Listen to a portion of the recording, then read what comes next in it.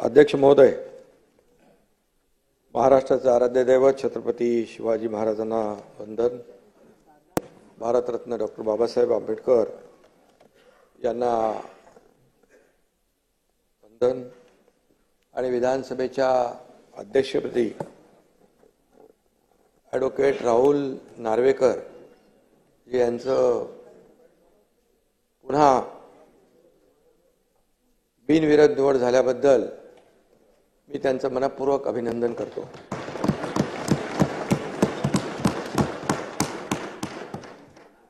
देवेंद्रजी म्हणाले होते मी पुन्हा येईन, ते पुन्हा आले, त्यांचे अभिनंदन. त्यांनी आपला शब्द पूर्ण केला. आणि पण अध्यक्ष महोदय काय म्हणाले नव्हते, मगाशी आपण उल्लेख केला मी पुन्हा येईन, पण ते पुन्हा आले. आणि याचा आनंद सर्वांनाच आहे. गेल्या 2.5 वर्षात त्यांनी केलेलं काम आपल्या समोर आहे. मी देखील त्यावेळेस सभागृहात म्हणालो होतो, तेव्हा दादा आम्ही दोघंच होतो. आम्ही म्हणालो आम्ही 200 पेक्षा जास्त आमदार निवडून आणू, नाही तर मी शेती करायला जाईन.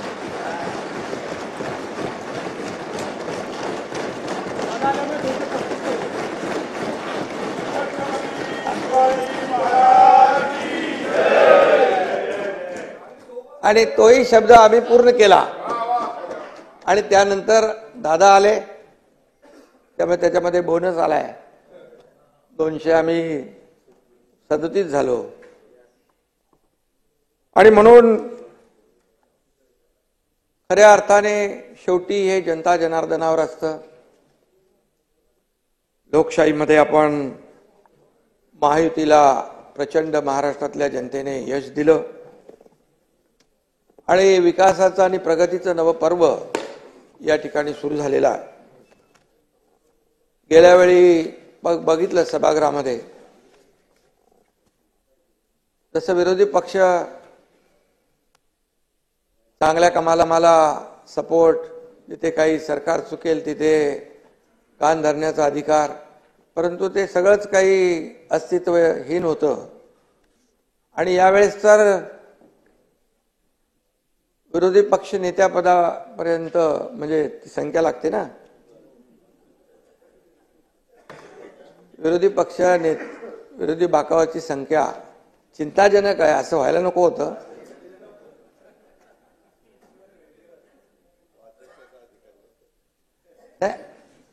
अध्यक्षांचा अधिकार आहे तो. अध्यक्ष त्याच्यावर अभ्यास करतील.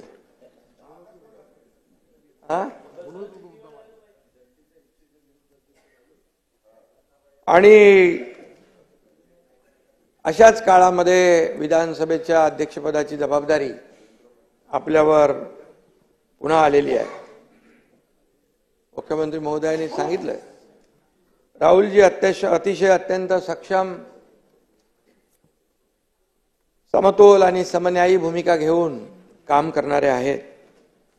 ते कुणावरही अन्याय करणार नाहीत नाना, याची खात्री बाळगा. गेल्या वेळेस तुम्ही म्हणाला होतात की डाव्या बाजूची जास्ती काळजी घ्या. त्यावेळेस जनतेनेच डाव्या बाजूची जास्ती काळजी घेतलेली आहे.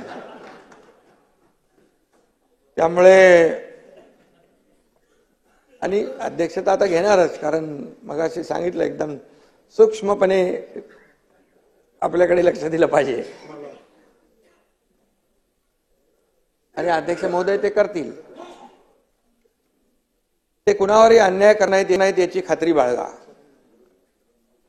सर्वात तरुण अध्यक्ष हा विक्रम राहुल नार्वेकरजींनी गेल्या वेळेसच तोडलेला आहे. आणि सलग दुसऱ्यांदा अध्यक्षपदी विराजमान होण्याचा मान आपण पटकावला. आणि मगाशी त्याची उदाहरणं मुख्यमंत्री महोदयांनी सांगितली. पण बाळासाहेब भारदे यांना तो मान मिळाला होता. आणि राहुल नार्वेकर हे दुसऱ्यांदा अध्यक्ष झाले. हा दैदिप्यमान इतिहास सुवर्ण अक्षरामध्ये लिहिला जाईल. काही गोष्टी बऱ्याचशा गेल्या 2.5 वर्षामधल्या मी देखील यापूर्वी देखील म्हणालो की अनेक निर्णय, अनेक विकासाची कामं, विकासाचं पर्व, वेगवान गतिमान विकास, त्याचबरोबर लोककल्याणकारी योजना, हे कमी वेळामध्ये जास्तीचं काम, जास्तीचे निर्णय लोकहिताचे, लोकाभिमुख घेण्याचं काम आम्ही केलं. हे देखील ऐतिहासिक आहे. अध्यक्ष महोदय, गेल्या वेळेस आपल्या समोर कोणीतरी उमेदवार उभा होता अध्यक्षपदासाठी. कोण होतं? राजन साळवी होते. पण यंदा राजन साळवींना मतदारांनीच घरी बसवल्यामुळे दुसरं कोणी तुमच्या समोर उभा राहायलाच तयार नाही. आणि त्या नाना बरोबर ना. आणि त्यामुळे म्हणून मी आपले नाना पटोलेंचा आभार मानतो, कारण आपण अध्यक्षपद नार्वेकरांसाठी रिक्त केलं आणि तिथून गाडी सुरू झाली. मग ती गाडी अशीच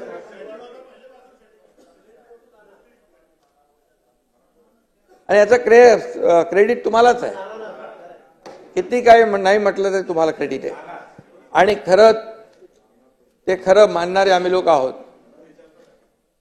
बाळासाहेबांची शिकवण आहे आणि त्यामुळे नाना आमचे खरे मित्र आहेत. मीडियासमोर काय बोलत असतील ते ठीक आहे, ते जाऊ द्या. पण नाना म्हणत असले तरी त्यांचं आमचं प्रेम आहे. अरे सुरुवात कुठून झाली ते सांगायला नको. सुरुवात नाना करते प्यार तुम्ही से कर बैठे, नाना करते प्यार तुम्ही से कर बैठे.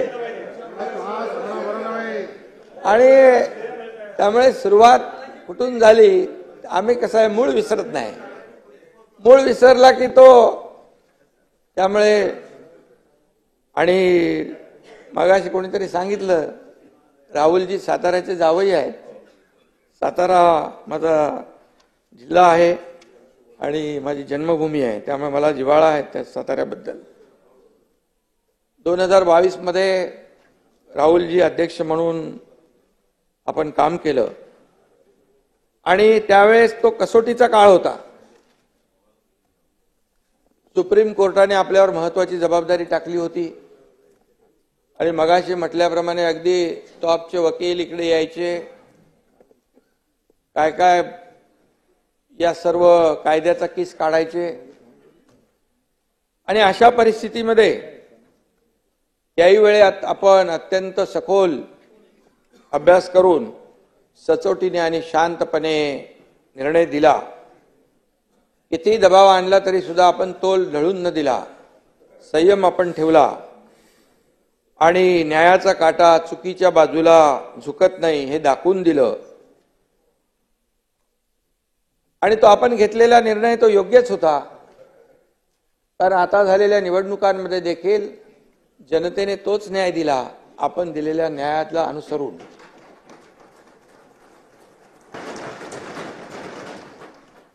आणि हे निवडणूक निकालामध्ये स्पष्ट झालंय.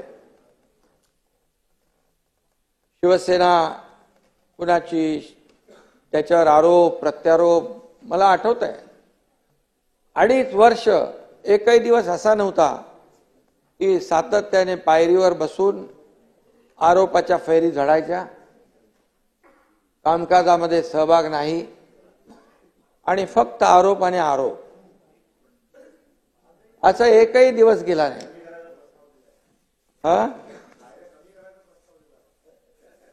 आणि म्हणून खऱ्या अर्थाने राहुलजींच्या आम्ही त्याला काही लक्ष दिलं नाही. नाना आम्ही काम करत राहिलो. मी नेहमी सांगायचो आम्ही काम करणारे लोक आहोत. आम्ही अगोदर दोघं होतो, नंतर अजितदादा आले. तिन्ही शिफ्टमध्ये 24/7 काम चालू झालं आणि काम एवढं वेगाने झालं आणि एवढे निर्णय गतिमान झाले की या निवडणुकीमध्ये जनतेने नेहमी आम्ही सांगायचो या निवडणुकीत जनता कामाची पोचपावती देईल. मग त्या लाडक्या बहिणी असतील, लाडके भाऊ असतील, लाडके शेतकरी असतील, सर्व घटक, या प्रत्येक घटकाला न्याय देण्याचं काम अध्यक्ष महोदय आम्ही केलं.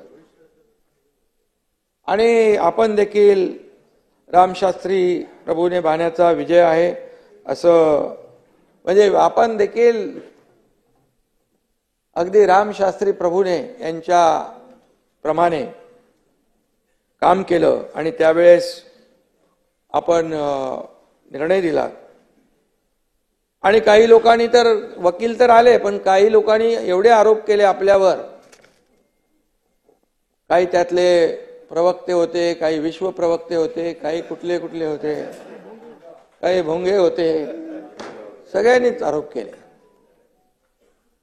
आणि तरी सुद्धा आपण संयम ठेवला, आपण कोणाला घाबरला नाहीत.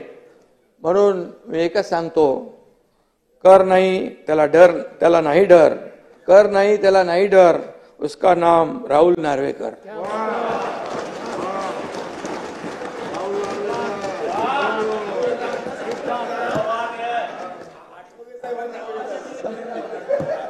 आठवले साहेबांची माझी युती झाली आता.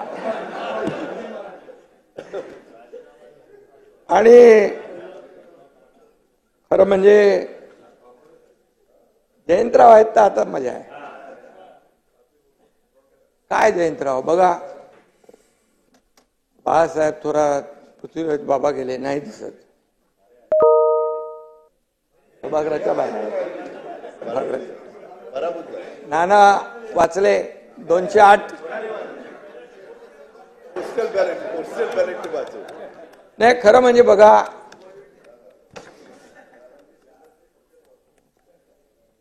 आता ईव्हीएम घोटाळा असता तर तुम्ही इथं नसताना. तुम्ही एकदा ईव्हीएम वर आरोप केले, शपथ घेणार नाही. अरे बाबा तुम्ही काय करता, तुमच्याबद्दल चांगला बोलतोय.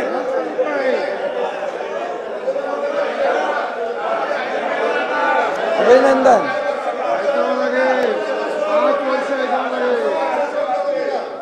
तुम्ही भाषण करताना कधी आम्ही थांबवलं का? नाना नाना कसं आहे माहितीये का याच्यामध्ये, नाना बघा काय आहे, तुम्ही रोज आम्हाला म्हणजे मीडियावर सांगता, लोकांची दिशाभूल होते. तुम्ही करत नाही, तुम्ही करता असं मी नाही म्हणत, परंतु रोज तुमच्या महाविकास आघाडीकडून होते की नाही. आता बघा म्हणाले काल 79 लाख मतं मिळाली शिवसेनेला, त्यांचे आले 57 आमदार. आणि काँग्रेसला मिळाली 80,000, 80 लाख, त्यांना मिळाले 16. आता मी सांगतो बघा याच्यामध्ये हा मग नंतर बोलू का, त्याच्यावर भाषण नंतर.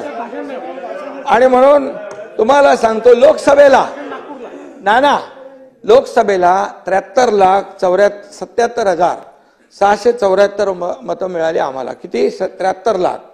आणि जयंतराव आपल्याला मिळाले 58 लाख. आणि आम्हाला 7 मिळाले, तुम्हाला 8 मिळाले. मग आता आम्ही काय म्हणायचं बरं? दुसरी गोष्ट, लोकसभेमध्ये महायुतीला अध्यक्ष महोदय थोडं सांगायला पाहिजे, नाही तर लोकांमध्ये काय जे सांगतात तेच खरं मानतात.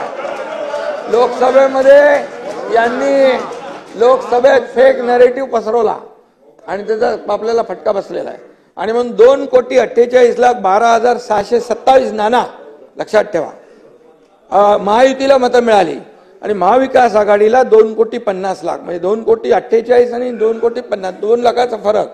तुम्हाला किती मिळाले खासदार? 31 आणि आम्हाला 17. मग तेव्हा तुम्ही का नाही मागितलं ballot?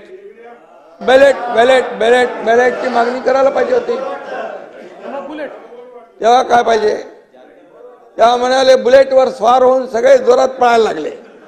No ballot, only bullet. अरे असं हा. आणि नाना काय माहिती याच्यामध्ये, जेव्हा बघा किती शहर, किती राज्य तुम्ही जिंकली. तेलंगणा जिंकलं, कर्नाटक जिंकलं, झारखंड जिंकलं, तुम्ही लोकसभेमध्ये जागा जिंकल्या. हे कसं आहे, हरलो की ईव्हीएम वर आरोप करायचा. तर गेल्या 2.5 वर्षात तुम्ही आमच्यावर आरोप करत होता. एकनाथ शिंदे आणि आमची महायुती, देवेंद्र फडणवीस. आता तुम्ही त्या निर्जीव ईव्हीएम वर आरोप करताय. आता दुसरं काय तुम्हाला मिळत नाही. आणि अध्यक्ष महोदय, जेव्हा जिंकतात तेव्हा ज्यांचा म्हणजे त्यांना चांगला धडा नाही, जेव्हा त्यांचा विजय होतो त्यावेळेस ती यंत्रणा चांगली असते, लोकशाहीचा विजय असतो. मग तेव्हा लोकशाहीचा विजय म्हणतात. मग तिथे म्हणजे तिथे इलेक्शन कमिशन असेल, निवडणूक आयोग, अगदी सुप्रीम कोर्ट पण. काय परिस्थिती आहे. सुप्रीम कोर्टाचे जज मला वाटतं कधी काल परवा म्हणाले, तेव्हा तुम्ही हारता तेव्हा तुम्ही येता विरोध करायला, आरोप करायला, जिंकता तेव्हा काय येत नाही. त्यामुळे हे जे आहे नाना, हे कुठंतरी लोकशाहीमध्ये आपण लक्षात ठेवलं पाहिजे. आणि आम्हाला म्हणाले काँग्रेसच्या जागा आल्या. आता काँग्रेसने 105 जागा लढवल्या अध्यक्ष महोदय, आम्ही 80 लढवल्या. आता मतं तर त्यांना जास्ती मिळणार. पण एका मतदारसंघामध्ये जितेंद्र आव्हाड तुम्हाला 1 लाखाच्या जास्ती मताधिक्य मिळालं ना, बरं 96,000. आता मला 1.25 लाखाचं मताधिक्य मिळालं. प्रताप सरनाईकांना पण लाखाच्या वरती मिळालं. आता बघा, ह्या प्रत्येक विधानसभेच्या मतदारसंघामध्ये वेगवेगळं मार्जिन आहे. कोण 1000 मतांनी निवडून येतो, कोण 1 लाखांनी येतो निवडून. तुम्ही ह्याचं कसं 208 नी येतो, 208 नी येतो, 208.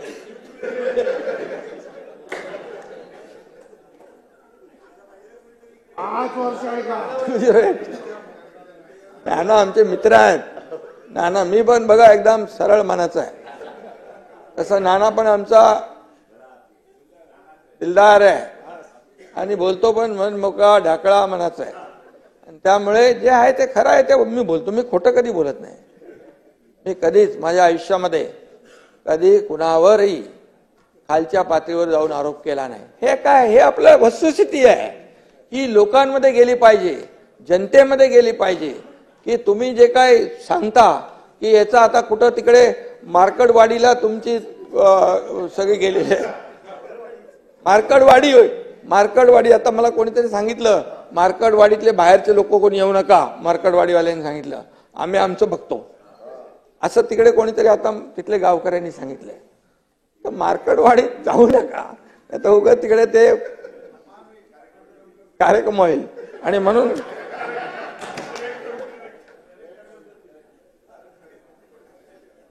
म्हणून शब्दाला जागणारे लोक आम्ही आहोत. आता अध्यक्ष महोदय, राजकीय पक्षांच्या सोबत आपल्याला अनेक लोकांच्या सोबत काम करायचा अनुभव आहे. डबल ग्रॅज्युएट असलेले राहुलजी आपल्या पक्षात असावेत म्हणून सगळ्यांना वाटतं आणि कुठल्याही पक्षाला वाटणार आणि ते सगळ्याच पक्षांना हवे असे वाटतात. पण आता पक्षीय राजकारण मागे टाकून न्यायसनावर आपण पोचलेला आहात. ही मानाची खुर्ची आहे. आणि तुमच्या विद्वत्तेमुळे आणि निष्पृह वागण्यामुळे मला तेव्हा केस चालली होती तेव्हा टेन्शन यायचं, बोले काय होणार. पण आपण मेरिटमध्येच होतो. लोकशाहीमध्ये बहुमताला महत्व असतं. मी नेहमी सांगायचो मेरिटवर निकाल लागेल आणि आम्हाला त्याचं भय नाही. आणि म्हणून लोकशाहीमध्ये मेरिटवर आपण निकाल दिला. सुप्रीम कोर्टाने आपल्यावर जबाबदारी दिल्यानंतर आणि आपण खऱ्या अर्थाने तो निकाल दिला. मगाशी मी म्हटलो त्याच्याबद्दल. तो निकाल जनतेच्या मनातला निकाल होता आणि जनतेच्या दरबारात आम्ही गेलो, तिकडे देखील आम्हाला न्याय मिळाला. आता काही लोक म्हणतात काय दिशा आहे का, हेतू आहे का. आता जनतेने दशा दुर्दशा केल्यानंतर आता दिशा पाहून काय फायदा. जनतेने दशा दुर्दशा केली, आता दिशा पाहून काय फायदा. ही वेळ तुम्हाला नाही ना, तुम्हाला नाही, जे काही तुमच्यातले मित्रपक्ष आहेत आता मला वाटतं काही लोकांनी बहिष्कार टाकलेला दिसतो इकडे. हे कोण नाही दिसत ना इकडे. आणि खरं म्हणजे अध्यक्ष पदाचा एक गरिमा आहे. एक अध्यक्षपद हे सार्व म्हणजे सगळ्यात आपल्या या सभागृहाला एक आदर्श असं हे अध्यक्षपद आहे. आणि अशा वेळेस हा ठीक आहे जनतेने तर सगळ्यांनीच या आपल्या आजच्या नियुक्तीचं स्वागत केलं पाहिजे आणि खऱ्या अर्थाने लोकभावनेची कदर केली पाहिजे. आणि म्हणून लोकभावनेची दिशा लोकांना वेळेत कळली असती, वारं कळलं असतं तर त्यांची ही दशा झाली नसती असंही मी या ठिकाणी सांगू इच्छितो. गेल्या आपल्याला देखील राजकीय वारसा लाभलाय, त्याला अधिक आपण संपन्न केलं. त्यांच्या अनुभवाचा आणि मार्गदर्शनाचा देखील सरकारला लाभ झालेला आहे. या राज्याला मोठा फायदा आता होईल. 2.5 वर्ष नक्कीच आपल्या कामकाजाचं कौतुक करावं तेवढं थोडं आहे. आणि म्हणून आपण सत्ताधारी आणि विरोधी पक्ष दोघांनाही समान न्याय व तत्वाने वागणूक दिली, त्याबद्दल देखील आपल्याला मी मनापासून अभिनंदन करतो आपलं. नाना यापुढे देखील आपल्याला देखील समान न्याय समान वागणूक आमचे अध्यक्ष महोदय देतील असा विश्वास बाळगा आपण. खरं म्हणजे महाराष्ट्र हे न्यायाचं राज्य आहे, शिवछत्रपतींची भूमी आहे. ही रामशास्त्री प्रभूंनी यांची कर्मभूमी आणि जन्मभूमी आहे. ही छत्रपती शाहू महात्मा ज्योतिबा फुले यांची भूमी आहे. परमपूज्य महामानव डॉक्टर बाबासाहेब आंबेडकरांची भूमी आहे. आणि म्हणून बाबासाहेबांनी दिलेल्या संविधानाचं प्राणपणाने रक्षण करणं ही आपल्या सर्वांची जबाबदारी आहे. आणि म्हणून ही याच्यामध्ये कुठलाही विसर पडता कामा नये, कधीच पडणार नाही. कारण मी आपल्याला आठवण करून देतो, संविधान संविधान म्हणून बोलणारे, संविधान बचाव संविधान बदलणार म्हणणारे आणि लोकांमध्ये भ्रम पसरवणारे संविधान तर कधी बदलूच शकत नाही. हे बाबासाहेबांचं संविधान आहे. बाबासाहेबांच्या संविधानामुळे आज देशाचा कारभार चालतोय, राज्याचा कारभार चालतोय. आज बाबासाहेबांच्या संविधानामुळे एक सर्वसामान्य कुटुंबातला व्यक्ती देशाचे प्रधानमंत्री होतात, सर्वसामान्य व्यक्ती इथे मुख्यमंत्री उपमुख्यमंत्री होतात. हे बाबासाहेबांच्या संविधानामुळे आहे, त्यांच्या घटनेमुळे आहे. आणि म्हणून बाबासाहेबांचं संविधान, जब तक सूरज चांद रहेगा बाबा साहेब का संविधान बना रहेगा.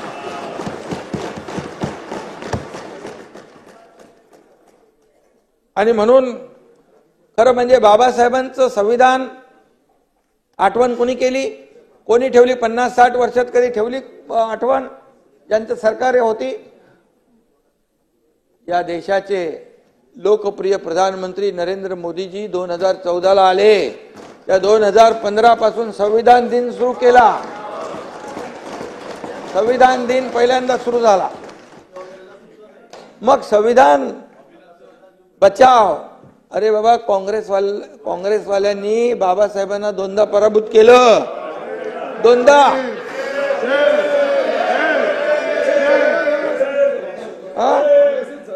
आणि बाबासाहेबांनी सांगितलं काँग्रेसचे जळकं घर आहे, लांब राहा. आता तुम्ही विचार करा बाबासाहेबांचं म्हणण्याचं. आणि म्हणून मी एवढंच सांगतो, आता आपण तालुका निहाय, किरण जिजूजी त्या दिवशी भेटले होते मला, ते म्हणाले जिल्हा निहाय तालुका निहाय संविधान मंदिर आपण बांधतोय, बाबासाहेबांचा सन्मान करतोय. आणि बाबासाहेबांनी ज्या दलित शोषित पीडित जे अन्यायग्रस्त आहेत त्यांना समाजाच्या मुख्य प्रवाहामध्ये आणण्याचं काम केलं. आणि म्हणून हे राज्य बाबासाहेबांच्या संविधानावर चालणारं राज्य आहे. आणि म्हणून आपण आता हे लोकसभेत ते चाललंय, पण विधानसभेत आपण प्रयत्न केला. ते काय कुठलं ते लाल कलरचे संविधान आणलं होतं, त्याच्या आतमध्ये कोरी पानं होती. ते आता मी त्याच्यामध्ये जात नाही मी. आणि त्यामुळे खरं म्हणजे आपण जी मोठी मोठी नावं मी घेतली, त्या सगळ्या आभाळाएवढ्या व्यक्तिमत्वाच्या तस्विरी इकडे आहेत आणि त्या पुतळ्यांना तस्विरींना आपण हार घालतो आणि उठता बसता त्यांचं नाव घेतो आपण आणि खरं म्हणजे त्यांची खरी पूजा या सभागृहातच होते आणि या पूजेचे मुख्य पुरोहित म्हणून नार्वेकरजींचं कार्य तुम्हाला पुढे न्यायचं आहे व पौरोहित्य करत आणि म्हणून त्यामुळे त्यांची आपण आपल्या 288 जणांची तुमच्या सकट आमची सगळ्यांची जबाबदारी आहे आणि या अध्यक्ष स्थानाला विशेष एक महत्व आहे. हे कायदे मंडळ आहे. इथे आपण वेगवेगळे कायदे तयार करतो. छोट्यातला छोटा प्रश्न व मोठ्यातली मोठी अडचण सोडवण्याची क्षमता देखील या सभागृहामध्ये आहे. विरोधी पक्षाला माझं एकच आव्हान आहे, विनंती आहे, जनभावना ओळखून केवळ विरोधाला विरोध करण्याची वृत्ती सोडून द्या. आता तरी जनतेची भावना काय लक्षात घ्या आणि आज जनतेनेच आज कौल दिलेला आहे आणि म्हणून जनभावनेची कदर करा. आरोपापेक्षा आपण सरकारच्या चांगल्या कामांमध्ये सहकार्य करा. जिथं सरकार काही चुकत असेल, जरी तुम्ही कमी असाल तरी सुद्धा आम्ही तुमची नोंद नक्की घेऊ आणि जिथे सरकार लोकभावनेच्या बाबतीत जनतेच्या विकासाच्या बाबतीमध्ये कुठेही त्रुटी राहील तर नक्की आपण आपल्याला विचारू शकता, आपल्या सूचना करू शकता.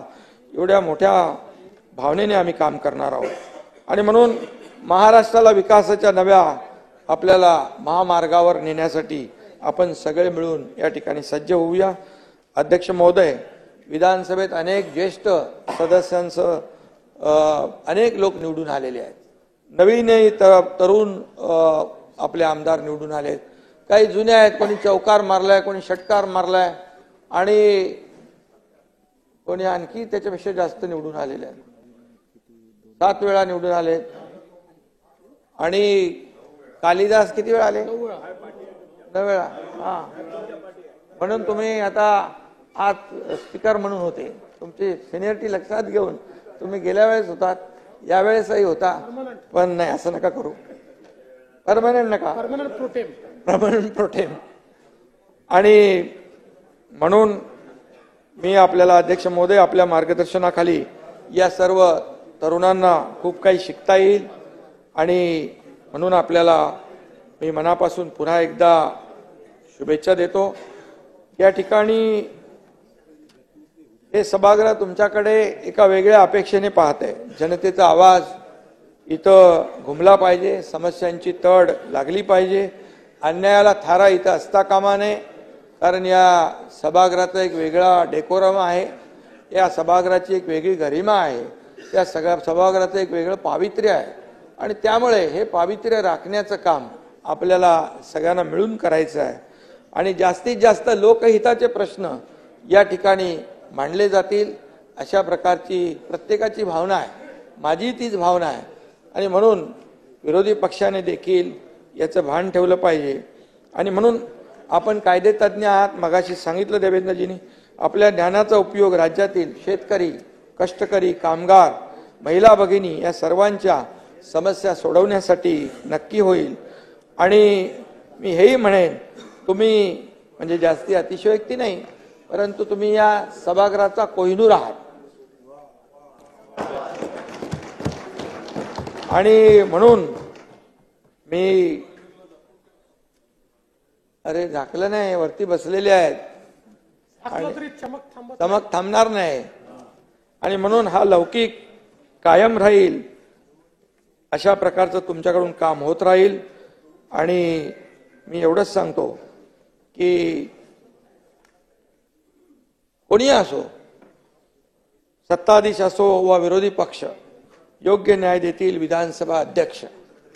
आणि म्हणून नानाजी,